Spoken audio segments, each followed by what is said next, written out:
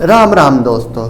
अभी 3 दिन पहले फराह खान नाम की ट्विटर यूज़र एक ट्वीट करती हैं जिसमें वो एक बिल डालती हैं और बताती हैं कि कैसे उन्होंने मुंबई एयरपोर्ट पर 2 समोसे, एक पानी की बोतल और एक कप चाय ली और उसका बिल हो गया 490 रुपये।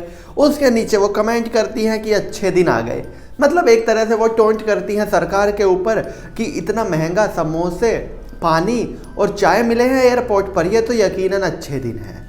जिसके बाद तमाम सोशल मीडिया यूज़र्स ने, तमाम ट्विटर यूज़र्स ने उसके नीचे कमेंट किया, आउटरीच किया कि आखिर कैसे कोई 50 रुपये के सामान को 500 रुपये का बेच सकता है एयरपोर्ट पर। ज़्यादा से ज़्यादा 100 का बेच लेते अगर एयरपोर्ट पर महंगा ही बेचना है तो इस वीडियो में हम बात करेंगे उन रीजंस की जिनकी वजह से है एयरपोर्ट फूड एक्सपेंसिव, और आप भी समझ जाएंगे कि आखिर क्यों 50 रुपये के सामान के फराह खान को 500 रुपये देने पड़े।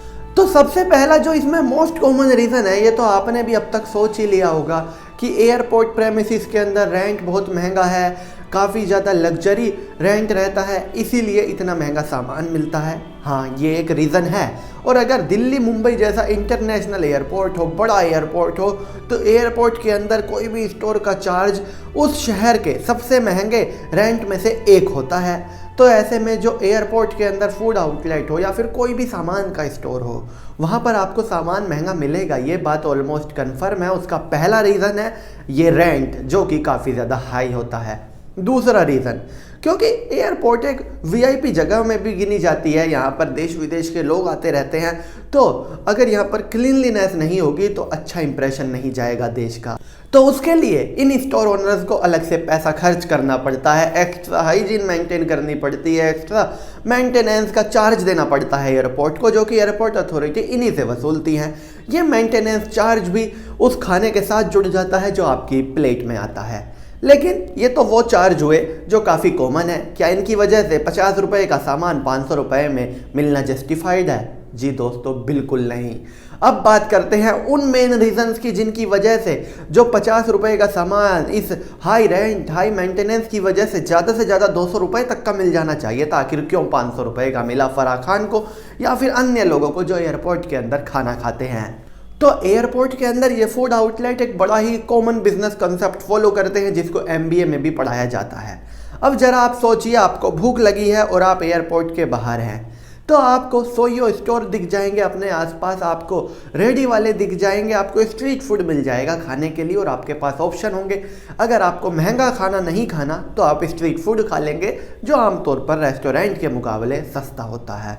लेकिन अब आप एयरपोर्ट के अंदर आ गए, आपको भूख लगी है और आपके सामने वही 3-4 फूड आउटलेट हैं और सभी पर रेट सेम। तो जाहिर सी बात है, जब आपके पास ऑप्शन नहीं है, आपको भूख लगी है तो आप तो खाएंगे ही। तो ऐसे में मनमाना रेट वहाँ पर ये एयरपोर्ट के अंदर फूड आउटलेट बढ़ा देते हैं। और एयरपोर्ट के अंदर जो 3-4 फूड आउटलेट हैं, आप उनमें से किसी के भी अंदर जाएं, आपको फूड रेट ऑलमोस्ट सेम ही मिलेंगे। और एक कहावत है, मरता क्या ना करता। अब जिसको भूख लगी है वो तो खाएगा ही, चाहे 50 रुपये का मिल रहा हो चाहे 500 रुपये का।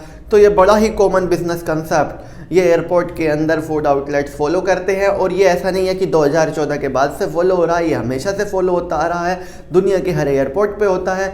मुंबई इंटरनेशनल एयरपोर्ट है, उस पर तो थोड़ा और ज़्यादा महंगा मिलेगा। दिल्ली इंटरनेशनल एयरपोर्ट है, तो ऐसे इंटरनेशनल एयरपोर्ट पर तो ये खाना महंगा मिलना ही था।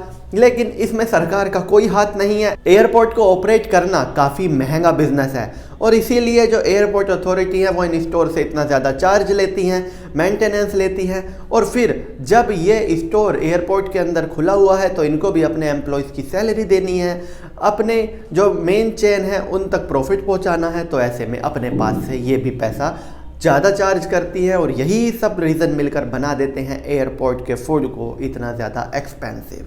तो दोस्तों, आपको ये वीडियो कैसी लगी मुझे कमेंट सेक्शन में ज़रूर बताइएगा। आगे भी इसी तरह की मज़ेदार रोचक वीडियोज़ मैं आपके लिए लाता रहूँगा। धन्यवाद।